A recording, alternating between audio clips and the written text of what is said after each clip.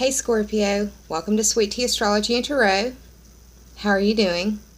We just survived 3 eclipses and eclipse season is over now. Congratulations, you made it. So how are you doing? I hope you're well. Why don't you sit a spell so we can talk about the stars for a little bit? In my last video release order video, announcement video that I did, I asked if my viewers wanted me to do a Jupiter and Libra series for each of the signs, and I got an overwhelming, resounding, yes, Erica, please do the Jupiter and Libra series. So, I figured what I would do, because September's been really crazy astrologically, I was going to combine the Jupiter and Libra and the new moon in Libra video. So, that's what this is going to be. We're going to talk about Jupiter. We're going to talk about it moving into Libra, and we're going to talk about this new moon that's going to be occurring. Okay, on the 9th of September, Jupiter, the planet of increase, excess, and expansion, moved into the sign of Libra, which is a cardinal air sign. The cardinal signs are the signs that represent the beginning of each season, like Aries is for spring, Leo, Cancer, I can't remember which one off the top of my head right now, it's one of them too, I think it's Cancer, for summer, and then we've got Libra for fall and Capricorn for winter, respectively. Okay, so it's a cardinal sign. It's the beginning, it's the initiation point. And it's an air sign. The air signs are known for being cerebral and more about logic and the mental faculties over the emotions. But Libra in itself is about partnerships and relationships. So this may be the mental side of relationships. Jupiter will be in Libra until October 10th of 2017. And just, write it down on your calendar. On October the 10th of 2017, Jupiter will be moving into Scorpio, and it will be our time, y'all. Because I'm a Scorpio riser, so it'll be a good time for us. But right now, let's celebrate our brothers and sisters in Libra, and we'll be getting some good stuff from it, too. Alright, now, this is the... it's actually a black new moon. It's the second new moon in a calendar month that will be occurring for us. This new moon is going to be occurring either on September the 30th or October the 1st, depending on where you live on the globe. Regardless, this is a powerful time for seeding for new beginnings in your partnerships and relationships. So, Scorpio, this is occurring for you in the 12th house. The 12th house is ruled by Pisces, which is a water sign, and it's the house of secrets. It's the house of dreams. It's the house of secrets that you keep from yourself. It's the house of secret enemies. It's the house of karma and repression. It's the house of self-undoing. So you may be finding out a lot of things within the next calendar month. Even 6 months, because new moons take about 6 months for full gestation. But you may be finding out, or in 6 months' time, be finding out about these sort of themes, if you will. I have definitely felt Jupiter moving into the 12th house. To the day, I felt it move. I told y'all that I would be doing a video talking about my past and everything, and I haven't done that yet. There's a reason because of that. I'm going to release that on the Aries supermoon, full moon, in October. So it'll be around that time when I release it. I'm still writing out my outline. It's not like it's a Gone with the Wind type outline. It was just something that I started and I put down and haven't picked back up because there's been so much going on. Just, that's the way it is. But yeah, the 12th house, I'm feeling those skeletons in my closet rattling. I've lived a life for the majority of my life of repression and being quiet about things that I really shouldn't have been told to be quiet about. And that's a lot of what the video that I'm going to be releasing on the Aries super full moon is about. But I found my voice in debate, and I found my tribe in debate, but I also am finding a different octave of my voice, if you will, through this channel. So thank you so much for being here with me, and thank you for validating my path and my journey. It means so much to me. I'm going to be pulling oracle cards, 3 for you, Scorpios, from the Stacey DeMarco Halloween Oracle deck. I got this deck in Monroe, Louisiana at Books A Million. It was singing and screaming to me off of the shelf. I walked past this and saw the artwork up front, and it would not leave me alone. I had to go back and pick it up. And as soon as I put it in my hands, there was no way I was not going to walk out of that store without that being mine. So, and I also want to feature my little jack-o'-lantern. This is a piece of artwork that my youngest son made for me when he was in kindergarten, and it's one of the few things I was able to salvage from the house fire. Actually, it wasn't me, it was my fiance. But, yeah, shout out to Josh for making it, and shout out to Jeremy for saving it. I have some pretty special people in my life. But, anyways, before I get all weepy on y'all, because Venus did move into Scorpio, how y'all feeling about that? Are you taking more selfies? I tried doing my hair, y'all, I gotta be honest, and, that box lied. I wanted it to be deep crimson red, and it looks more like strawberry shortcake took a dump on my head. I'm gonna fix it, and that can happen sometimes. Mercury's in shadows, so, you know, I knew better, but it's just hair, right? Shouldn't have bleached it first. You live, you learn. Anyways, I'll fix it. Probably towards the end of this week. It'll be better astrologically for me. And I need to let my hair rest a little bit. But yeah, just laugh at it.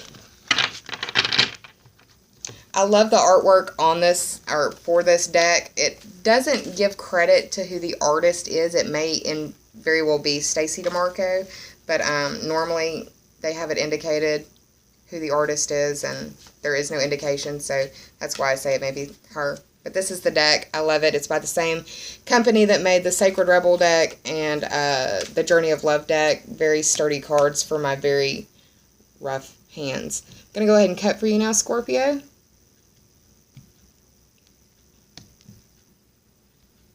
I'm going to pull 3 cards, like I have for the other videos that I've done so far. The bottom card and the top 2. And it's not really, I'm just telling a story with these cards. It's not like there's a, you know, underlying theme, overarching energy thing. If this was a full tarot card spread, then I would get into that. But this is, I wanted to share the deck. I wanted to get your astrology to you for this new moon and explain what was going on with Jupiter. So, because this is a new deck, I am going to be reading from the Oracle book to give you the messages straight from Stacey DeMarco. Oh, wow. Okay, the werewolf has shown up before. I think that was the Gemini video. You may want to watch the Gemini video because the werewolf made an appearance in that one. May mean something to you. There may be messages there that you need to hear. Just a shout out or a heads up. Alright, the bottom card is Ghost. Hello. Are you feeling the ghosts of Christmas past? I am. I am not able to sleep. I have not slept a full night of sleep since Jupiter moved into the 12th house. Yesterday, I went to bed, well, I mean, I fell asleep at about 6:30 in the morning and woke up at 2 in the afternoon. I am sleeping like somebody who has serious problems. But I mean, it's sleep, right? It was the most sleep that I've had since Jupiter moved in. I need to be quiet and be thankful for what I got, right? This is the Ghost card. It's the card of regret. Speaking a lot to that 12th house energy that's going on. You may be dealing with seeds of regret. You may be dealing with karmic regret. And you may just really be dealing with some spirituality. You may be seeing ghosts. You may be having that sort of situation. I know people in my personal life that are having problems with that and have asked me to come help them. And a lot of it is boundaries issues, but what can you do, right? The first card is the werewolf card, which is exploring your wildness. And just from what I read in the Gemini reading, I can tell you that this is about trying to find the balance between like your inner wildness and the actual reality that you live in. It's finding the balance between nature outside and your nature, finding the synergy and the balance between that, and not being afraid to walk on the wild side. Let me try to find a good light point for you because I love the art. It also, and I'm dating myself, but it also makes me think of Michael J. Fox and Teen Wolf. You may want to watch that video with your family for the holiday season, for this Halloween.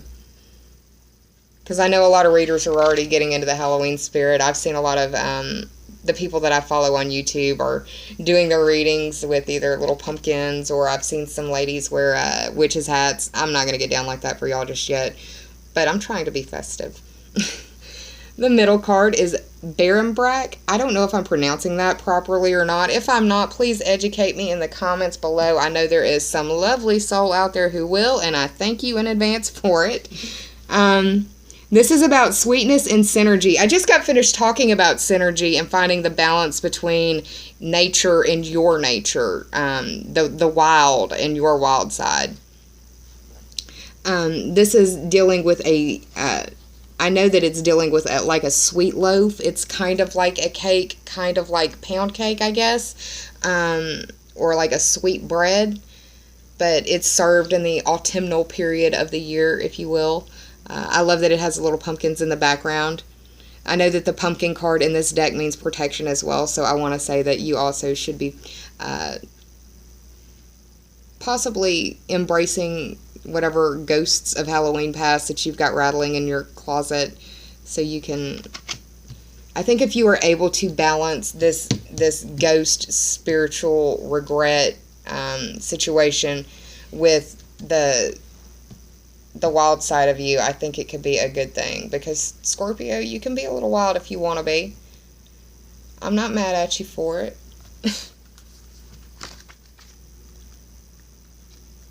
The ghost card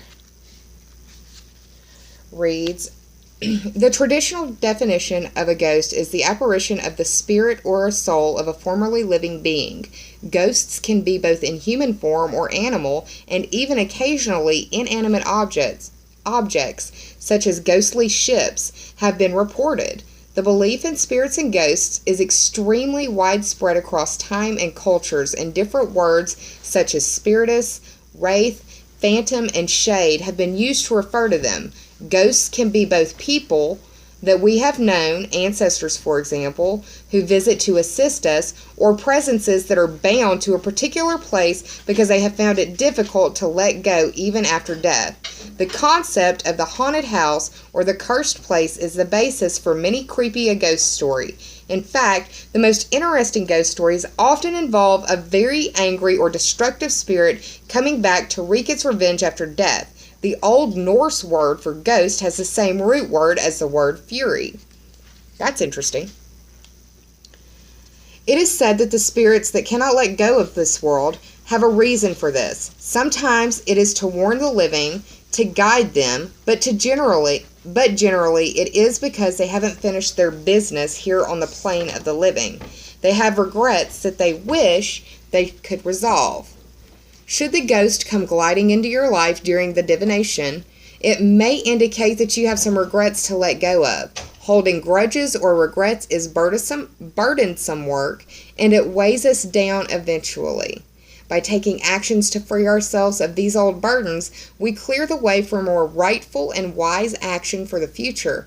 We begin to live again fully if we let go of what was and step into new possibilities. And my sweet baby Scorpios, we are fixed signs, and it is hard for us to let shit go.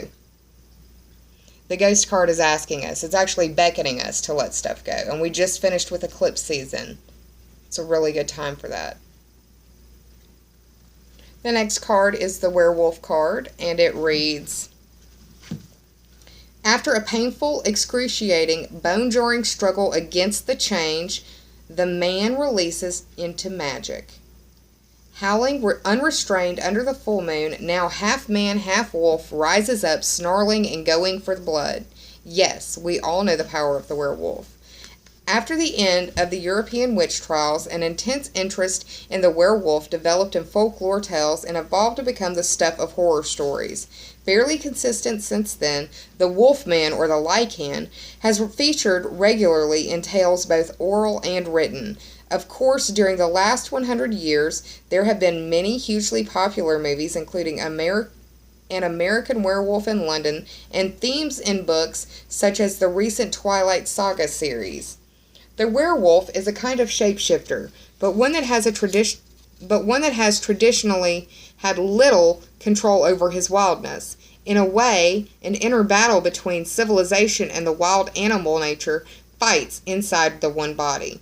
The vitality, strength, and freedom of the animal versus the reason, control, and intellect of the man. Which one, though, is the dominant force? What is the healthy balance between our animal nature, one that is wild, free, and connected to nature, and our radically civilized humanness, separate from or dominant over nature? The werewolf asks us to consider the balance and to delve into our own ideas of wildness, independence, and custodianship of the planet. When was the last time you spent all day outside? When was the last time you threw your head back and howled at the moon? Do you quash the vitality and curiosity of your body and mind by sitting all day in front of a computer? The werewolf challenges you to weave a balance between nature and your own nature.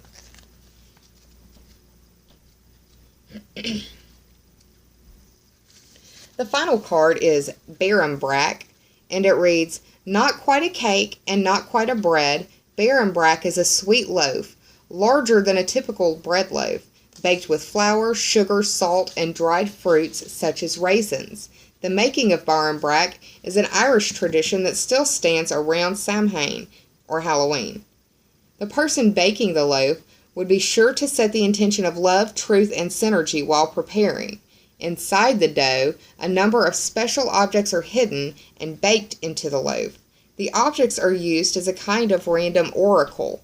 Each one has a particular meaning, and each represents the fate of the person who found it in their slice. The traditional objects include a coin, a pea, a stick, a ring, and a small piece of cloth like muslin. Some of the other additions, made more in modern times, were religious medals. Should your slice of the brack contain a coin, this meant or indicated prosperity and good luck." I'm sorry if you could hear my dog growling. She thinks she's a Rottweiler. The pea unfortunately meant that no marriage would occur for you that year, yet finding the ring meant a marriage was certain. The stick was to be avoided at all costs, as it indicated disputes and unhappiness, and finding the cloth meant bad luck and little money ahead. When you pull the Barenbrack card, it indicates a curiosity to know what's ahead, but it's important to balance that with the now. After all, we have the tools to change our future should we choose. The sweet synergy of the Barenbrack, all of the ingredients, including the objects, are more complete and powerful together than they are individually, and this should encourage you to seek your own sweet spot, Scorpio. I hope you enjoyed this short oracle card reading for your new black moon in Libra. I hope you also enjoyed the information about Jupiter. Thank you so much for being here with me for this oracle card reading. I will be back in October for your astrology and your tarot forecasts. But until then, take care of yourself, employ your self-care measures, and please be kind to yourself. Save some of that kindness for others because we're all going through particularly tough struggles in our private lives. With that, take care of yourself, Scorpio, and namaste, y'all.